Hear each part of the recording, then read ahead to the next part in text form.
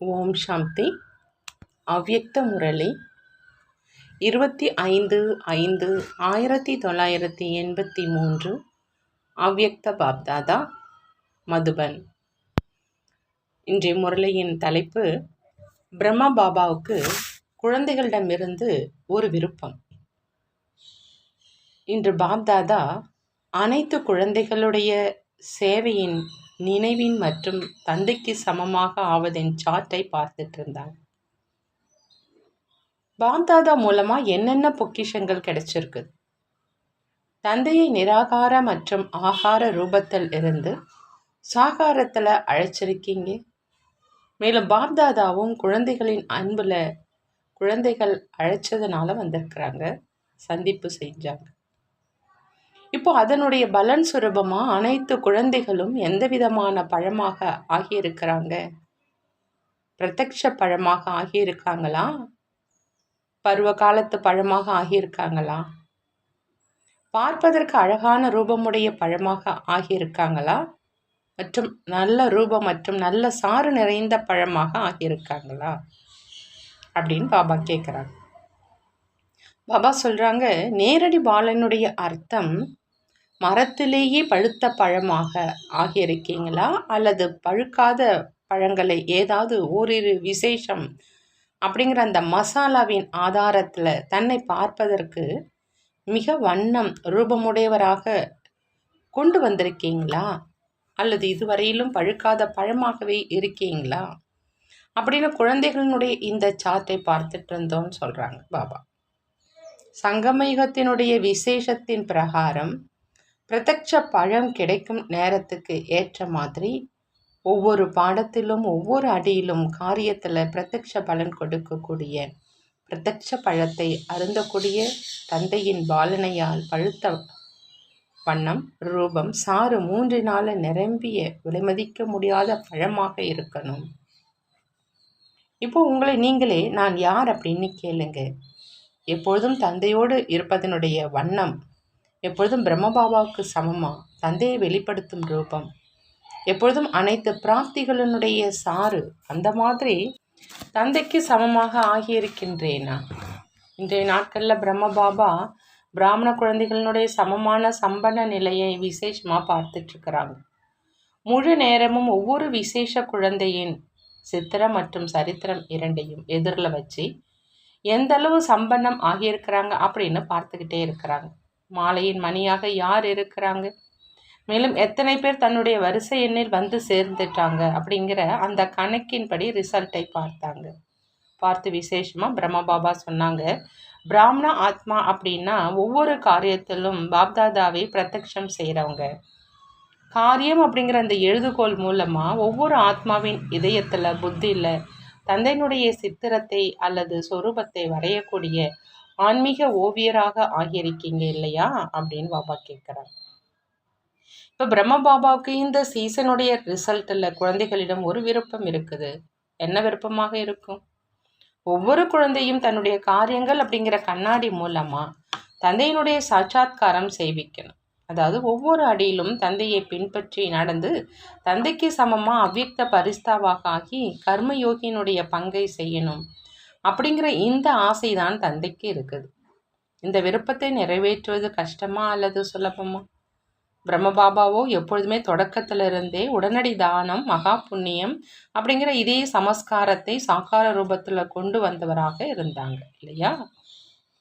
செய்யலாம், யோசிக்கலாம், திட்டத்தை உருவாக்குவோம் அப்படிங்கிற இந்த சமஸ்காரத்தை எப்பொழுதாவது பிரம்ம பாபாட்ட நடைமுறை ரூபத்தில் பார்த்தீங்களா அப்படின்னு பாபா கேட்குறாங்க. உடனே செய்வதற்கான மகா மந்திரம் ஒவ்வொரு எண்ணம் மற்றும் காரியத்தில் பார்த்தீங்க இல்லையா?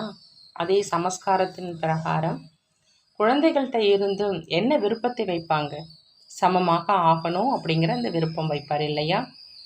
அனைவரையும் விட முதல்ல பாப்தாதா மதுபனை சேர்ந்தவங்களே முன்னுக்கு வைக்கிறாங்க. பாபா சொல்கிறாங்க, நீங்கள் இருப்பது முன்னுக்கு தான் இல்லையா அப்படின்னு. அனைவரும் மிக நல்ல ஒரு உதாரணத்தை எங்கே பார்க்குறாங்க? மிகப்பெரிய ஷோகேஸ் மதுபன் தான் இல்லையா? பாரதம் மற்றும் வெளிநாட்டில் இருந்து அனைவரும் அனுபவம் செய்வதற்காக மதுபனில் வராங்க. அந்த மாதிரி மதுபன் அனைத்தை விட பெரிய காட்சி பெட்டகம், அந்த மாதிரி காட்சி பெட்டகத்தில் வைக்கப்படும் காட்சி பொருள் எவ்வளவு விலை மதிக்க முடியாததாக இருக்கும். பாப்தாதாவை சந்திப்பதற்காக மட்டும் வர்றது இல்லை, ஆனால் பரிவாரத்தின் பிரத்யட்ச ரூபத்தை பார்ப்பதற்காகவும் வராங்க. அந்த ரூபத்தை காண்பிப்பவங்க யாரு? பரிவாரத்தினுடைய பிரத்யட்ச சாம்பிள், கர்மயோகியினுடைய பிரத்யட்ச சாம்பிள், கலைப்பற்ற சேவாதாரியினுடைய பிரத்யட்ச சாம்பிள், வர்தான பூமியின் வர்தானி சொரூபத்தினுடைய பிரத்யட்ச சாம்பிள் யாரு? மதுபனிவாசிகள் தான் இல்லையா அப்படின்னு கேட்குறாங்க பாபா. பாகவதத்தினுடைய வாழ்க்கை கதையை கேட்பதற்கு மிகுந்த மகத்துவம் இருக்குது. முழு பாகவதத்திற்கு இந்த அளவு இருப்பது இல்லை. அந்த மாதிரி சரித்திர பூமியில் வாழ்வது மதுபனிவாசிகள் தான் இல்லையா? தன்னுடைய மகத்துவத்தையோ நினைவு வைக்கிறீங்க தான் இல்லையா? மதுபனிவாசிகளுக்கு நினைவு சொரூபம் ஆவதில் கடினம் இருக்குதா அல்லது சுலபமான்னு கேட்குறாங்க. மதுபனி பிரஜைகள் மற்றும் ராஜாக்கள் 2 ஆத்மாக்களுக்கும் வரதானம் கொடுப்பது. மதுபன் பிரஜைகள் மற்றும் ராஜாக்கள் 2 ஆத்மாக்களுக்கும் வரதானம் கொடுப்பது. இன்றைய நாட்களிலோ பிரஜை ஆத்மாக்களும் தன்னுடைய வரதானத்தின் உரிமையை எடுத்து சென்று கொண்டிருக்கிறாங்க. எப்பொழுது பிரஜைகளும் வரதானம் பெற்றுக்கொள்கிறார்கள் என்றால், வரதான பூமியில் இருக்கக்கூடியவங்க எவ்வளவு வரதானங்களினால் நிரம்பிய ஆத்மாக்களாக இருப்பாங்க. இப்பொழுது நேரத்துக்கு தகுந்த மாதிரி அனைத்து விதமான பிரஜைகள் தங்களுடைய அதிகாரத்தை பெறுவதற்காக நாலாபுறங்களில் இருந்து வர தொடங்கிட்டாங்க. நாலாபுறங்களிலும் சகயோகி மற்றும் தொடர்புல வரும் ஆத்மாக்கள் அதிகரித்து கொண்டிருக்கிறாங்க. பிரஜைகளின் சீசன் தொடங்கிடுச்சு. ராஜாக்களோ தயார்தான் இல்லையா? அல்லது ராஜாக்களின் கொடை எப்பொழுதாவது கிழிந்து விடுது அல்லது இருப்பதே இல்லையா? பாபா சொல்றாங்க, இப்போ நேரத்துக்கு தகுந்த மாதிரி அனைத்து விதமான பிரஜைகள் தங்களுடைய அதிகாரத்தை பெறுவதற்காக நாலாபுறங்களில் இருந்து வர தொடங்கிட்டாங்க. நாலாபுறங்களிலும் சகயோகி மற்றும் தொடர்புல வரும் ஆத்மாக்கள் அதிகரிச்சிட்டு இருக்கிறாங்க. பிரஜைகளினுடைய சீசன் தொடங்கிடுச்சு. ராஜாக்களோ தயார்தான் இல்லையான்னு கேட்குறாங்க. அல்லது ராஜாக்களினுடைய கொடை எப்பொழுதாவது கிழிந்து விடுது அல்லது இருப்பதே இல்லையா? இதய சிம்மாசனதாரி தான் கிரீடம் அணிந்தவராக ஆக முடியும். இதய சிம்மாசனதாரியாக இல்லை அப்படின்னா கிரீடமும் பொருந்தாது. ஆகையினால சின்ன சின்ன விஷயங்கள்ல நிலை குலைந்து போவாங்க. இந்த நிலை குலைந்து போவது இதய சிம்மாசனத்தில், அதாவது தன்னுடைய ஆசனத்தில் அமராமல் இருப்பதற்கான அடையாளம். ஆசனத்தில் அமர்ந்திருக்கும் ஆத்மாவை நபர்கள் என்ன, ஆனால் இயற்கையும் நிலை குலைந்து போக செய்ய முடியாது. மாயானுடைய பெயர் அடையாளமே இருக்காது. நீங்கள் அந்த மாதிரி ஆசனத்தில் அமர்ந்திருக்கும் கிரீடம் அணிந்திருக்கும் வரதானி ஆத்மாக்கள் தான் இல்லையா? புரிந்துதான் பாபா கேட்குறாங்க. மதுபனியினுடைய பிராமணர்களின் வாழ்க்கைக்குள் மகத்துவம் இருக்குது. நல்லது, இன்றோ மதுபனிவாசிகளுக்கு சந்திப்பதற்கான வாய்ப்பு. மற்ற அனைவரும் கேலரியில் அமர்ந்திருக்கிறாங்க. கேலரியும் நல்லதாக கிடைத்தது தான் இல்லையா? ஆதி ரத்னங்கள் ஆதி நிலையில் வந்துட்டாங்க இல்லையா? மதியம் மறந்து விட்டது தான் இல்லையா? கிளைகள் ஆகியவை அனைத்தும் விடுபட்டுடுச்சு. ஆதி ரத்னங்கள் அனைவரும் பறக்கும் பறவையாகி சென்று கொண்டிருக்கீங்க. பொன் மானின் பின்னாலேயே செல்லாதீங்க. எந்த விதமான கவர்ச்சியின் வசமாகி கீழே வராதீங்க. எப்படிப்பட்ட சூழ்நிலை புத்தி அப்படிங்கிற கால்களை அசைப்பதற்காக வந்தாலும், ஆனால் நீங்கள் ஆடாத அசையாதவர்கள், பற்றுதலை வென்று மற்றும் பணிவாக இருங்க. அப்பொழுதுதான் பறக்கும் பறவையாகி பறக்க முடியும். மேலும் பறக்க வைத்து கொண்டே இருப்பீங்க. எப்பொழுதும் விலகி இருப்பவர் மற்றும் தந்தைக்கு பிரியமானவர். ஒருபொழுதும் எந்த ஒரு நபரின் மேலும் ஏதாவது எல்லைக்கு உட்பட்ட பிராப்தியின் அன்புக்குரியவராக ஆகாதீங்க. ஞானம் நிறைந்த ஆத்மாக்களின் எதிரில் எந்த எல்லைக்கு உட்பட்ட பிராப்திகள் தான் பொன்மானின் ரூபத்தில் வருது. எனவே ஆதி ரத்னங்கள் ஆதி பிதாவுக்கு சமமா எப்பொழுதும் நிராகாரி, நிர்விகாரி, அகங்காரியாக இருக்க வேண்டும். புரிந்ததா அப்படின்னு பாபா கேட்குறாங்க. நல்லது. அந்த மாதிரி ஒவ்வொரு காரியத்தில் தந்தையினுடைய பிரத்யக்ஷ சொரூபத்தை காண்பிக்கக்கூடிய புண்ணிய ஆத்மாக்களுக்கு, ஒவ்வொரு காரியத்தில் பிரம்ம பாபாவை பின்பற்றி நடப்பவர்களுக்கு, உலகத்தில் எதிரில் ஓவியராகி தந்தையினுடைய சித்திரத்தை காண்பிக்கக்கூடிய அந்த மாதிரி பிரம்ம பாபாவுக்கு சமமான சிரேஷ்ட ஆத்மாக்களுக்கு பாப்தாதாவினுடைய அன்பு நினைவுகள் மற்றும் நமஸ்காரம் செய்கிறாங்க. அனைத்து மகாரதிகள் சேவைக்காக என்னென்ன திட்டங்களை உருவாக்கி இருக்கீங்க, அதுலேயும் விசேஷமாக இளைஞர்களுக்காக உருவாக்கியிருக்கீங்க இல்லையா? இளைஞர்கள் வர்க்கத்தின் சேவை செய்வதற்கு முன்பா எப்பொழுது இளைஞர்களின் வர்க்கம் அரசாங்கத்தின் எதிரில் பிரத்யட்சம் ஆகணும் அப்படிங்கிற அந்த எண்ணத்தை வைத்து முன்னேறி கொண்டிருக்கிறாங்க அப்படின்னா, மைதானத்துக்கு வருவதற்கு முன்பு பேசுவது குறைவு, செய்வது அதிகம் அப்படிங்கிற இந்த ஒரு விஷயத்தின் மேலே எப்பொழுதும் கவனம் இருக்கணும். வாய் மூலமாக சொல்ல வேண்டியதில்லை, ஆனால் காண்பிக்க வேண்டும். மேடையில் காரியத்தினுடைய சொற்பொழிவை செய்யணும். வாயினால் பேசும் சொற்பொழிவையோ தலைவர்களிடமிருந்து கற்றுக்கொள்ள வேண்டும் என்றால் கற்றுக்கொள்ளுங்கள்.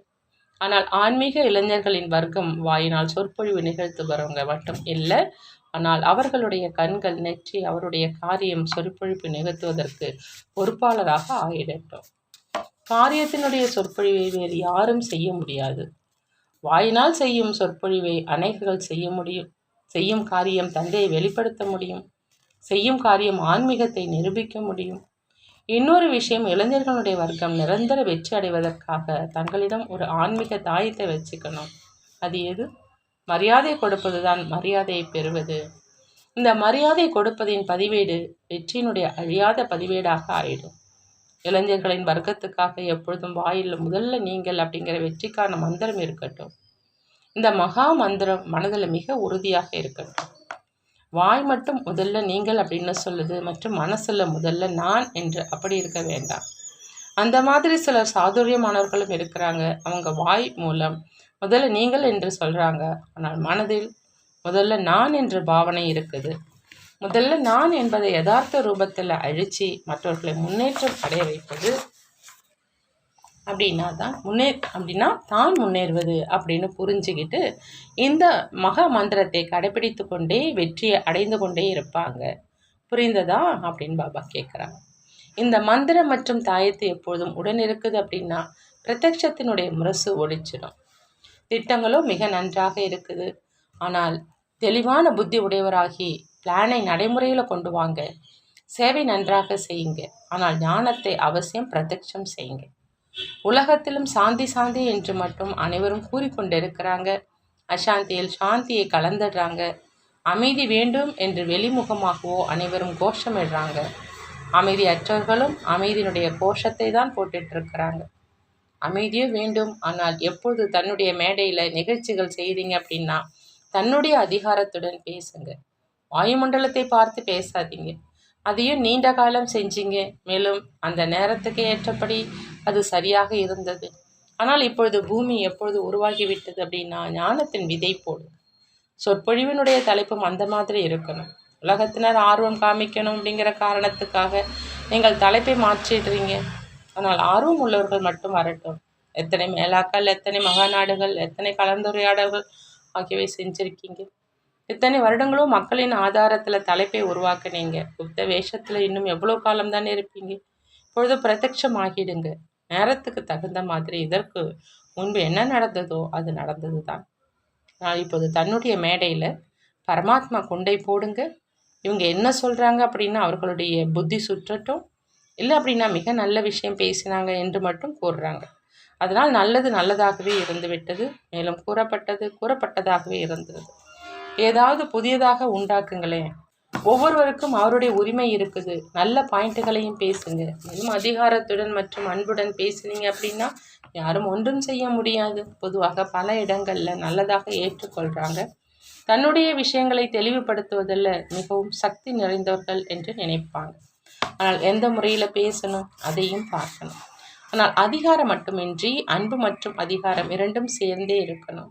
அம்பும் ஈயுங்க, கூடவே தேய்த்தும் விடுங்க என்று எப்பொழுதும் பாப்தாதா சொல்கிறாங்க. மரியாதையையும் நல்ல முறையில் கொடுங்க. ஆனால் தன்னுடைய சத்தியத்தையும் நிரூபியுங்க. பகவான் கூறியது என்று கூறுகிறார்கள் இல்லையா? தன்னுடையது என்றோ கூறுவதில்லை தானே. படங்களை பார்த்தும் பிரச்சனை செய்கிறார்கள் என்றால் நீங்கள் என்ன செய்கிறீங்க? படங்களையோ அகற்றி விடுவதில்லை தானே. சாக்கார ரூபத்தில் யாருடைய எதிரிலாவது முற்றிலும் அதிகாரத்தோடு சொல்வதின் பிரபாவமாக என்ன வெளியாச்சு? எப்போதாவது சண்டை ஏற்பட்டதா? இந்த முறையை சொற்பொழிவு செய்வதிலும் கற்றுக்கொள்ளுங்களேன். ஞானத்தின் முறையில் எப்படி பேசுவது என்பதை படிச்சிருக்கீங்க இல்லையா? இப்போ மீண்டும் இந்த படிப்பை செய்யுங்க. உலகத்தினுடைய கணக்குப்படி தன்னை மாற்றியிருக்கீங்க, பாஷையையும் மாற்றியிருக்கீங்க இல்லையா? ஆகையினால் உலகத்தின் ரூபத்தில் எப்பொழுது மாற்றம் செய்ய முடியும் அப்படின்னா யதார்த்த ரூபத்தில் என்ன செய்ய முடியாது? எதுவரை இந்த மாதிரியே நடக்கும். இவங்க என்ன சொல்கிறாங்களோ அது மிக நன்றாக இருக்குது என்று இந்த விஷயத்தில் குஷி அடைகிறாங்க. கடைசியில் இதுதான் யதார்த்த ஞானம் அப்படின்னு உலகத்தில் பிரசித்தி ஆகணும். இதனால்தான் கதி சத்கதி கிடைக்கும். இந்த ஞானமின்றி கதி சத்கதி கிடைக்காது. இப்பொழுதோ பாருங்க, யோகா பயிற்சி முகாம் செய்து செல்றாங்க. வெளியில சென்றதுக்கு அப்புறம் மீண்டும் அதே போல பரமாத்மா எங்கும் நிறைந்தவர் அப்படின்னு சொல்றாங்க. இங்க இருக்கும்போதோ யோகா மிக நன்றாக செஞ்சேன்னு சொல்லுவாங்க. அஸ்திவாரம் மாறுறது கிடையாது. உங்களுடைய சக்தியின் பிரபாவத்தினால பரிவர்த்தனை ஆக்கிடுறாங்க. மேலும் அவங்களே சக்திசாலி ஆவது கிடையாது. என்ன நடந்ததோ அதுவும் அவசியம்தான். எந்த பூமி கட்டாந்தரையாக ஆயிடுச்சோ அந்த பூமியில ஏர் உழுது தகுதியான பூமியாக ஆக்குறதுல இந்த முறைதான் யதார்த்தமாக இருந்தது. ஆனா இறுதியிலோ சக்திகள் தன்னுடைய சக்தி ரூபத்திலும் வருவாங்க, அன்பின் ரூபத்துல வாங்க. ஆனால் இவர்கள் சக்திகள் இவர்களுடைய ஒவ்வொரு வார்த்தையும் இதயத்தை பரிவர்த்தனை செய்யக்கூடியது. புத்தி மாறிடணும், இல்லை என்பது ஆம் என்பதில் வந்துடணும். இந்த ரூபமும் பிரத்யட்சமாகும் இல்லையா? இப்பொழுது அதை பிரத்யட்சம் செய்யுங்க. அதற்கான திட்டத்தை உருவாக்குங்க. வராங்க, குஷி அடைந்து செல்றாங்க. அதுவும் யாருக்கு இந்த அளவு சௌகரியம், இந்த அளவுக்கு அன்பு உபசரிப்பு கிடைக்குது அப்படின்னா அவசியம் திருப்தி அடைந்து செல்வாங்க. ஆனால் சக்தி ரூபம் ஆகி செல்வது கிடையாது. பிரம்மபாபா அனைத்து பட விளக்க கண்காட்சியில கேள்வி பதில் படத்தையும் மாட்டுங்க அப்படின்னு சொல்றாங்க. அதில் எந்த விஷயம் இருந்தது? அம்பிற்கு சமமான விஷயங்கள், அம்பிற்கு சமமான விஷயங்கள் இருந்தது இல்லையா? படிவத்தை நிரப்பித்தர சொல்வாங்க. இது சரியா அல்லது தவறா, மற்றும் இல்லை என்று எழுதுங்க. படிவத்தை நிரப்பி வாங்குவாங்க இல்லையா? எனவே என்ன திட்டங்களாக இருந்தது? ஒன்று அப்படியே நிரப்பி வாங்குவது, அவசரத்தில் சரி தவறு அப்படின்னு எழுதிட்டாங்க. ஆனால் புரிய வைத்து நிரப்புங்க. பிறகு அதன் அனுசாரம் யதார்த்தமாக படிவத்தை நிரப்புவாங்க. கண்டிப்பாக நிரூபிக்கவோ வேண்டும். அதற்கான திட்டத்தை நீங்கள் உங்களுக்குள்ளே உருவாக்குங்க. அதில் அன்பு இருக்கணும், அதிகாரமும் இருக்கணும், மரியாதையும் இருக்கணும், மேலும் சத்தியமும் வெளிப்படணும். அப்படியே யாரையாவது இழிவுபடுத்துவோமா? அவைகளும் எங்களுடைய கிளை நிலையங்கள், எங்களிலிருந்து உருவானவைதான் என்ற இந்த லட்சியத்தோடு புரிய வைங்க. அவர்களுக்கு மரியாதை கொடுப்பதோ நம்முடைய கடமை, சிறியர்களுக்கு அன்பு கொடுப்பதோ நம்முடைய பாரம்பரியம். நல்லது. பாபா வரதானம் கொடுக்குறாங்க. இரக்க உணர்வை தாரணை செய்து அனைத்து பிரச்சனைகளையும் முடிவு செய்யக்கூடிய மாஸ்டர் வள்ளல் ஆகுக. மாஸ்டர் வள்ளலாக ஆகணும் அப்படின்னா பாபா சொல்கிறாங்க, இரக்க உணர்வை தாரணை செஞ்சு எல்லா பிரச்சனைகளையும் முடிவு செய்யணும். எந்த ஆத்மாக்கள் தொடர்பில் வராங்களோ அவங்க எப்படிப்பட்ட சமஸ்காரம் உள்ளவர்களாக இருந்தாலும், எதிர்ப்பு செய்பவர்களாக இருந்தாலும், சுபாத்தோடு மோதுவோராக இருந்தாலும், கோபப்படுவோராக இருந்தாலும், எவ்வளோதான் விரோதியாக இருந்தாலும், உங்களுடைய இரக்க பாவனை அவங்களுடைய அநேக ஜென்மங்களின் கடுமையான கணக்கு வழக்கை ஒரு நொடியில் முடிச்சிடும். நீங்கள் உங்களுடைய அனாதி ஆதி வள்ளல் தன்மையின் சமஸ்காரத்தை வெளிப்படுத்தி மட்டும் இரக்க உணர்வை தாரணை செஞ்சிட்டிங்க அப்படின்னா பிராமண குடும்பத்தின் அனைத்து பிரச்சனைகளுமே முடிஞ்சிருங்கிறாங்க பாபா. ஸ்லோகனில் பாபா சொல்கிறாங்க, தன்னுடைய இரக்க மனமுடைய சொரூபம் மற்றும் திருஷ்டி மூலம் ஒவ்வொரு ஆத்மாவையும் பரிவர்த்தனை செய்வது தான் புண்ணிய ஆத்மா அப்படின்னு. புண்ணிய ஆத்மா என்ன செய்வாங்க? தன்னுடைய இரக்க மனமுடைய சொரூபம் மற்றும் திருஷ்டி மூலமாக ஒவ்வொரு ஆத்மாவையும் பரிவர்த்தனை செய்வாங்க. நல்லது. ஓம் சாந்தி. நன்றி பாபா, நன்றி.